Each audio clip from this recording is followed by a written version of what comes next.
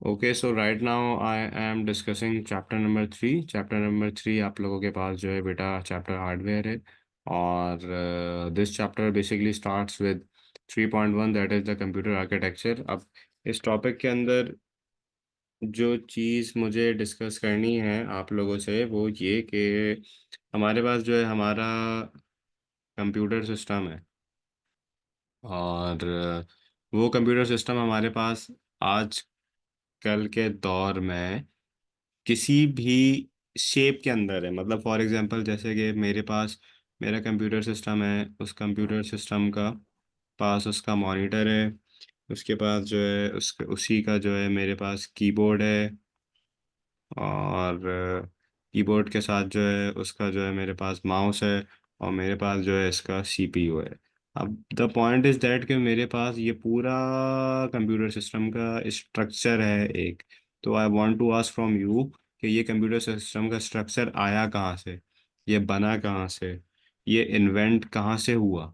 एक चीज़ तो हमारे पास बहुत कॉमन है जो मैं आपसे कह सकता हूँ कि everything in this world is an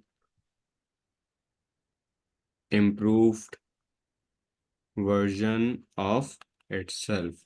इसका मतलब ये है कि इस आजकल की दुनिया में आपके पास जो भी चीज़ है वो अपने एक इम्प्रूव वर्जन से है। जैसे कि फॉर एग्जांपल मैं आप लोगों को कंप्यूटर साइंस पढ़ा रहा हूँ, तो मैं कंप्यूटर साइंस कैसे पढ़ा रहा हूँ? पहले ऑब्वियसली मैंने खुद अपना ओ लेवल्स किया, ए लेवल्स किया, ग्रेजुएशन की, उसके बाद मास्टर्स वगैरह किया, फिर मैंने चीज़ें सीखी। इसी तरह से आप लोग भी सीखते जा रहे हो। जैसे जैसे हम डेली बेसिस के ऊपर हम नई नई चीज़ें हम अपनी ज़िंदगी के अंदर सीख रहे होते हैं, इसी तरह से आपके पास ये आपके कंप्यूटर का पूरा स्ट्रक्चर है। अब ऐसा तो नहीं है ना कि कंप्यूटर सिस्टम आपके पास फौरन से आ गया हो। इसके पीछे बेटा एक पूरा कॉन्सेप्ट था।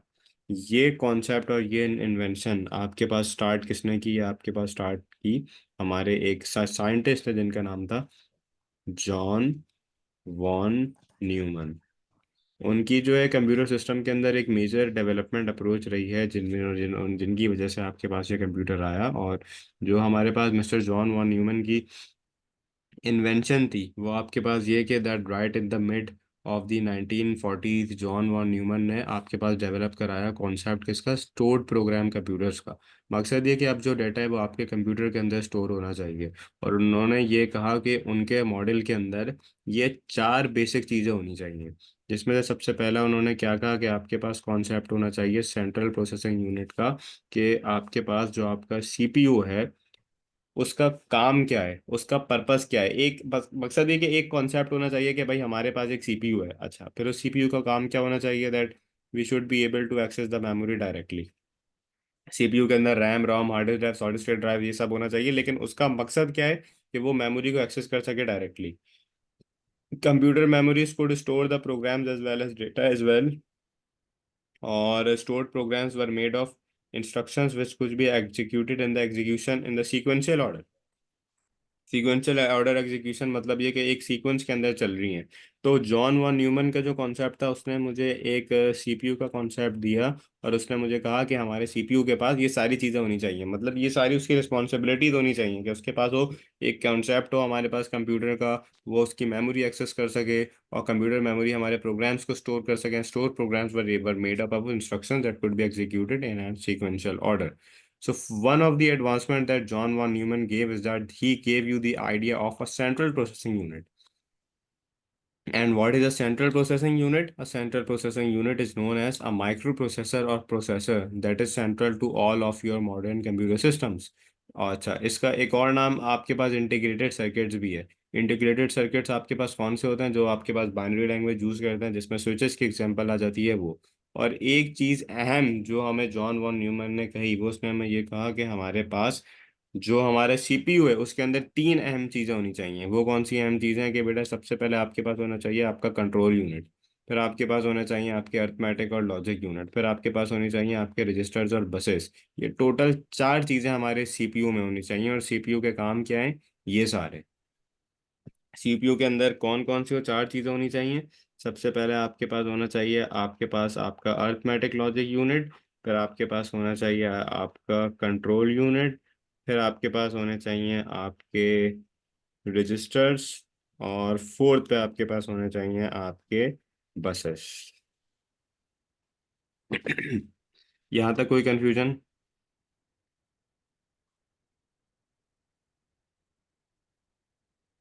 अच्छा, अब आपके पास सबसे पहला कंपोनेंट है जो आपके कंप्यूटर सिस्टम का है, that is an arithmetic logic unit. और अर्थमेटिक लॉजिक यूनिट आपके पास क्या होता है बेटा? इस ये आपके पास एक ऐसा लॉजिक यूनिट है जो अलाउ करेगा जिसमें आपकी बेसिक कैलकुलेशन हो सकें। जैसे कि अगर मैं बात करूं अपने कंप्यूटर सिस्टम के अंदर, प्लस, माइनस, डिवीजन, मल्टीप्लिकेशन, हर किस्म का कोई भी अर्थमेटिक आपके पास ऑपरेशन है, प्लस माइनस शिफ्टिंग है, और या अगर आपको कोई भी लॉजिक इंप्लीमेंट करनी है, जैसे एंड हो गया, और हो गया, ये सारे ऑपरेशन आपको कैरी आउट करने हैं, तो ये सारी रिस्पॉन्सिबिलिटी किसकी है? आपके अर्थमेटिक लॉजिक यूनिट की, जो कि एक से ज़्यादा इंफॉर्मेशन को कैरी आउट करा सकता है। ये आपके पास किसकी एग्जांपल है? ALU की। कंप्यूटर में जब भी कैलकुलेशन होगी तो हम किसको यूज़ करेंगे? ALU। सेकेंड यूनिट आपके पास है आपका कंट्रोल यूनिट। और कंट्रोल यूनिट का काम क्या है? Is that the control unit reads an instruction from memory.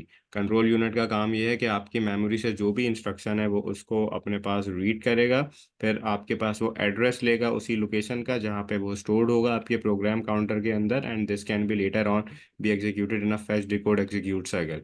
Control unit का जो एक बेसिक काम है वो आपके पास है, जो it reads instruction from your memory, that's it. अब और इसके क्या काम है वो मैं आपको जब रजिस्टर्स पढ़ा दूंगा, फिर डिकोड एग्जीक्यूट पढ़ा लूंगा, फिर I am going to go back to it. Third और फोर्थ मेरे पास है बेटा रजिस्टर्स और बसेस। अब रजिस्टर्स के बारे में अगर मैं बात करूं तो अभी की क्लास में हम रजिस्टर्स डिस्कस नहीं करेंगे। सिर्फ आपको मैं बेसिक कॉन्सेप्ट दे देता हूं कि रजिस्टर्स आपके पास आपके कंप्यूटर सिस्टम के अंदर ऐसे कंपोनेंट्स हैं जिनसे आप अपने किसी भी टास्क को प्रोसेस कर सको। जैसे कि मैं कोई भी अपना प्रोग्राम जो हूँ कंप्लीट बना रहा हूँ, या कोई भी अपना मैं काम कर रहा हूँ अपने कंप्यूटर सिस्टम के अंदर, तो रजिस्टर्स का काम मेरे पास ये होता है कि this is a temporary component in the CPU which can be general और स्पेसिफिक। रजिस्टर्स की दो टाइप हो सकती हैं, या तो वो जनरल है या तो स्पेसिफिक है। रजिस्टर्स का बेसिक काम आपके पास क्या है? Is that it holds data और instructions as a part of your fetch decode execute cycle.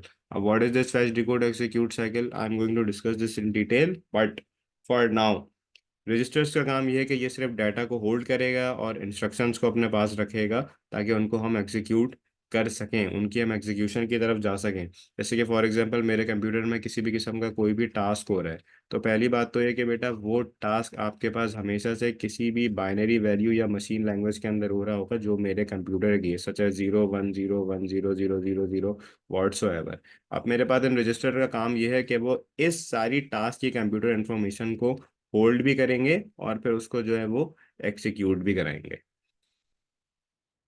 Last मेरे पास है कि मेरे पास बसेस क्या होते हैं। बसेस जैसे बसेस की बेसिक डेफिनेशन आपके पास यही है कि बसेस जैसे are used as a connection between major components in a computer. Buses का काम क्या है? They can carry data, addresses और control signals. Like for example my brain is the one that sends signals to my bodies if I want to speak, if I want to move my hands, right?